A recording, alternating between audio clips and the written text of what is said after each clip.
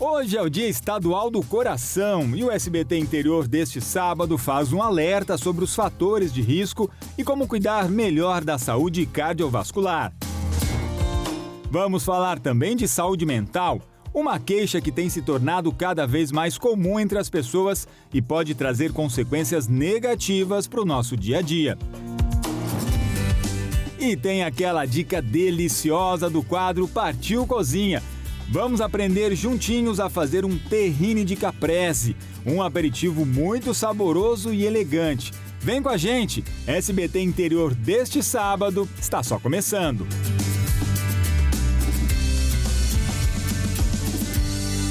Então vem porque já começou o SBT Interior sabadão, dia 29 de junho. Uma excelente noite para você que nos acompanha todos os dias aqui na telinha do SBT Interior. E hoje é o Dia Estadual do Coração e a data foi criada para alertar toda a população sobre a importância de cuidar da saúde cardíaca.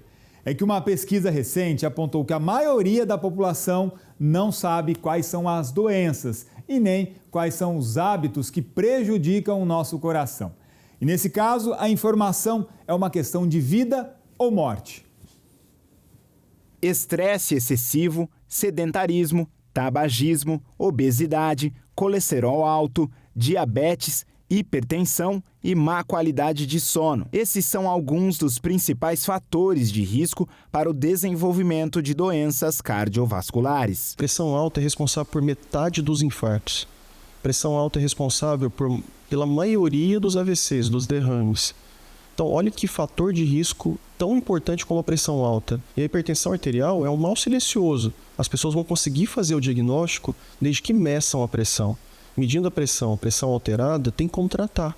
E tratando, eu estou revertendo esse risco. Saber quais são os fatores de risco é importante para a prevenção. Por isso, especialistas estão preocupados com uma pesquisa realizada pela Sociedade de Cardiologia do Estado de São Paulo, que revelou o desconhecimento a respeito dos antecedentes que levam a problemas do coração. O que nos preocupa?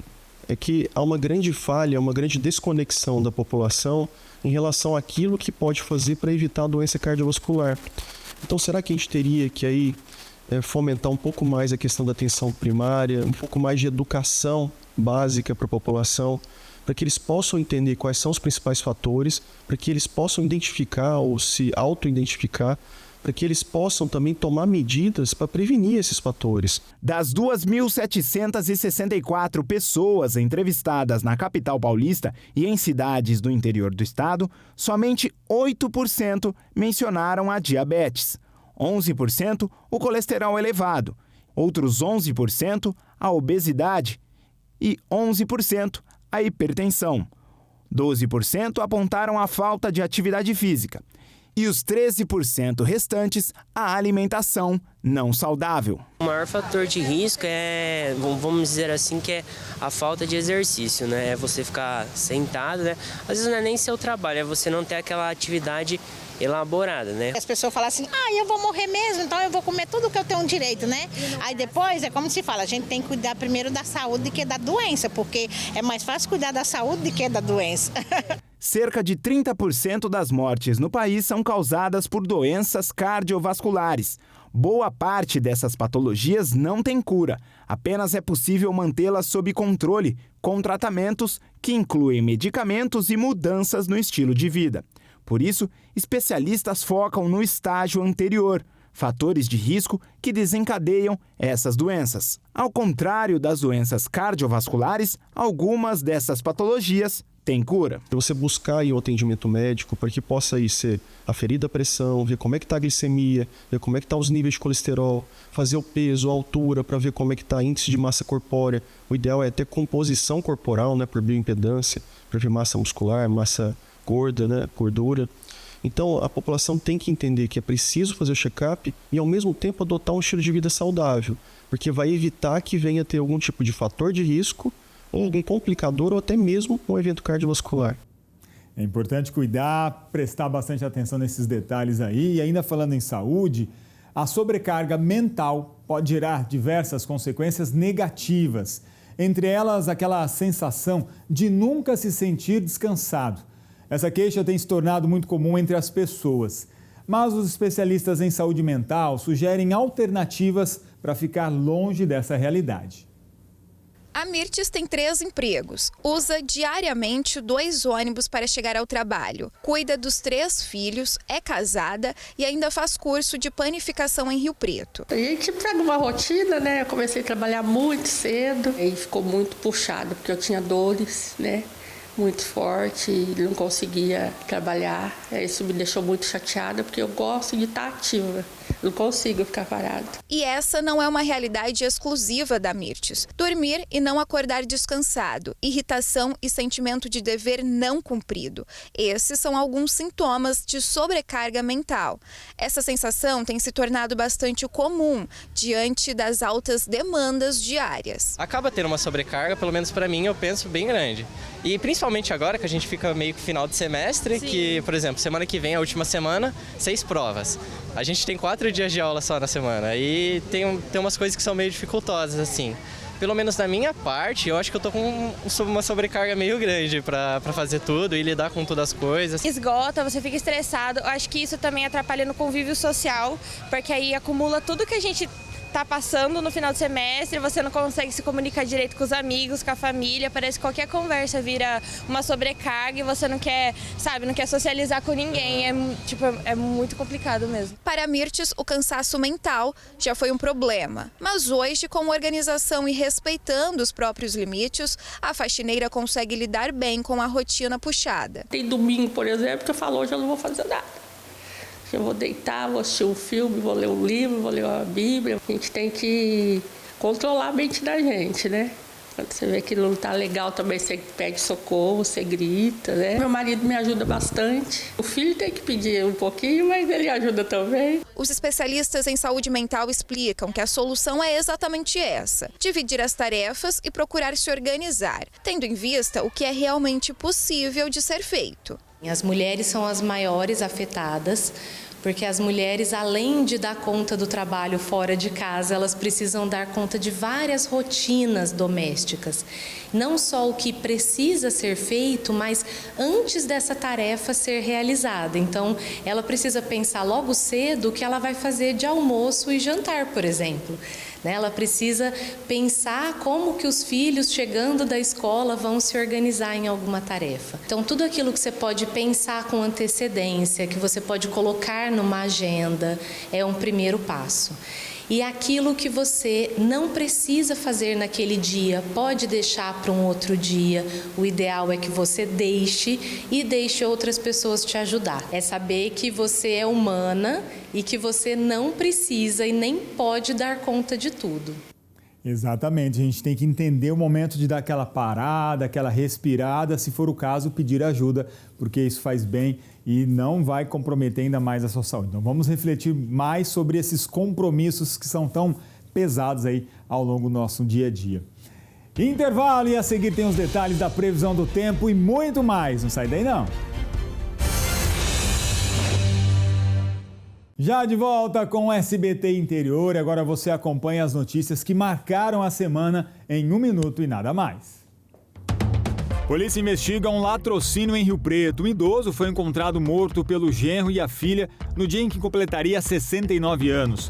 Até o momento, ninguém foi preso.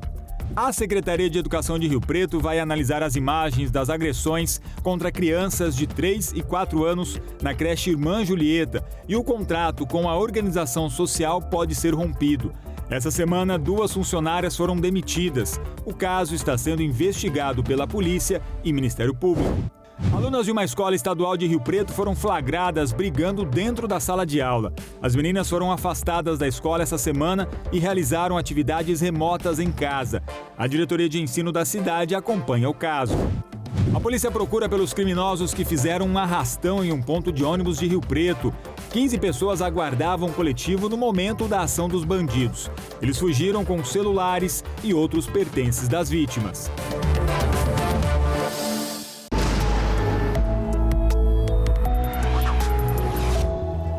E a passagem de uma frente fria pelo litoral do estado vai trazer um pouco mais de nebulosidade para a nossa região a partir de segunda-feira.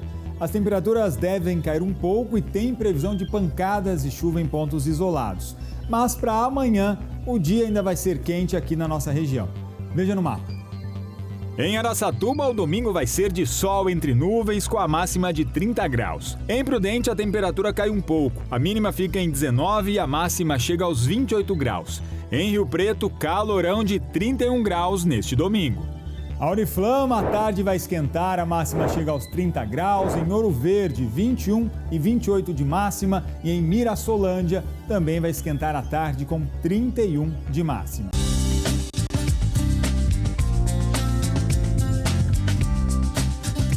Olá pessoal, sou o Dr. Felipe Fornari e esse é o quadro E aí Doutor? Um quadro interativo que busca esclarecer e tirar as suas dúvidas. E hoje nós vamos falar com a Patrícia. Olá, doutor. Meu nome é Patrícia. Eu gostaria de saber por que no inverno a tendência da nossa pele é ficar mais seca e o que fazer para evitar esse problema.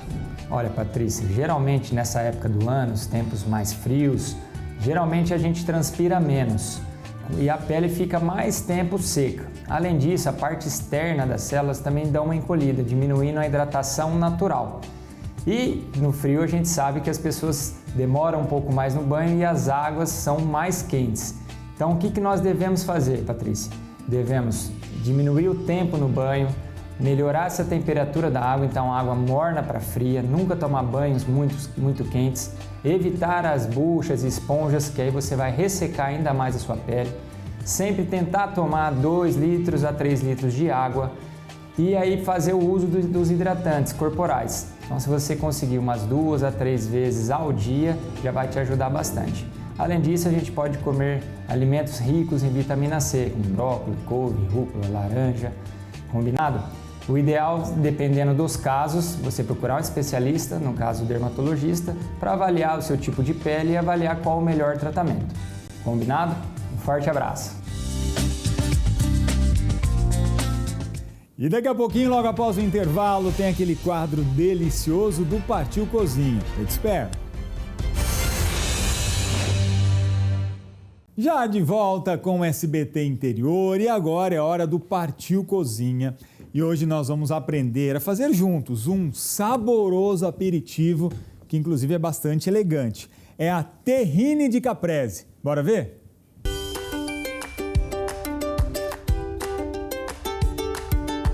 Olá, meu nome é Solange Pinheiro de Abreu, eu sou nutricionista e hoje eu trouxe para vocês uma receita de terrine caprese. Terrine é uma espécie de patê, só que ele é mais consistente e ele é servido num formato retangular cortado com faca, pela consistência dele. Partiu cozinha?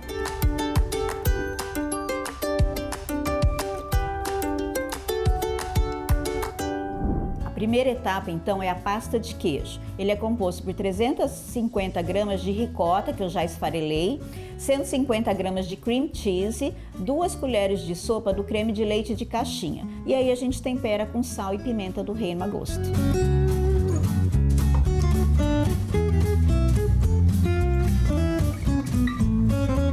Agora que os ingredientes estão todos misturados, está tudo bem incorporado, eu vou reservar essa massa e eu vou agora para a segunda fase, que é o molho pesto. O molho pesto, então, eu vou usar 2 dentes de alho picadinho, 1 xícara de manjericão fresco, posso trocar por rúcula também, que fica gostoso, 2 colheres de sopa de queijo parmesão ralado. Aí eu coloco umas 3 ou 4 nozes, pode ser castanha de caju também, que fica gostoso. Tempero com sal, pimenta do reino e coloco mais ou menos os 80 ml do azeite, tudo no processador, para a gente dar essa consistência de um molhinho.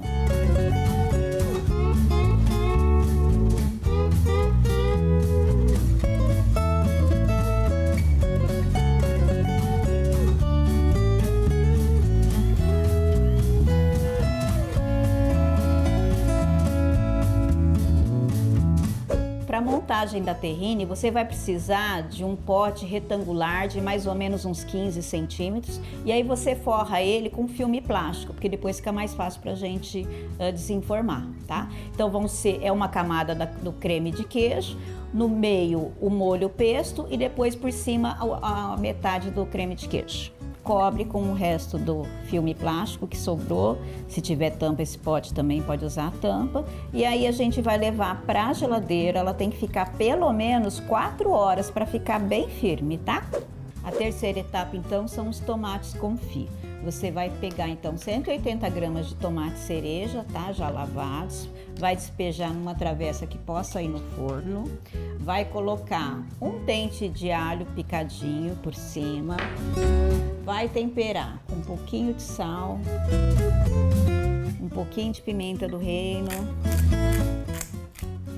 e o que você tiver de tempero na sua casa. E rega com bastante azeite. Esse tomate, então, agora vai ao forno na temperatura mais baixa que você tiver lá no teu forno, tá? Mais ou menos uma meia hora, na metade do tempo, dá uma mexida para misturar bem esse tomate e não deixar queimar no fundo. Passou a meia hora, você vê que ele já tá meio murchinho, separa, porque ele tem que estar frio para ser colocado por cima da nossa pasta de queijo. A nossa pasta de queijo, então, ficou 4 horas na geladeira, ela já está bem firme. E aqui está o nosso tomatinho também, que ficou no forno, já esfriou. E agora, então, nós vamos para a montagem do prato.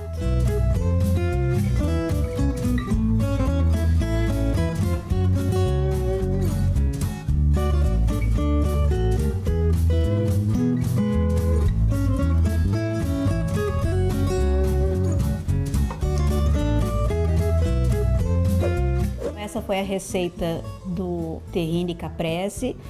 Se vocês tiverem alguma dúvida ou se vocês gostam de orientações sobre alimentação, sobre saúde, me sigam no meu Instagram, que é nutri.solange.pinheiro. Espero que vocês tenham gostado. Partiu cozinha!